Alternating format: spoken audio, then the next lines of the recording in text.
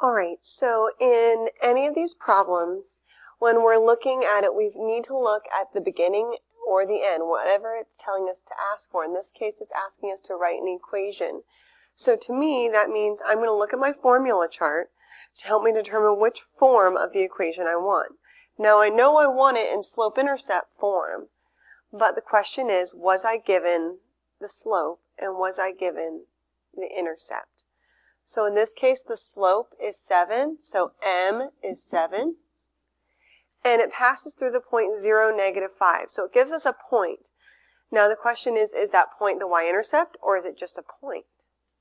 So here's the x, and here's the y.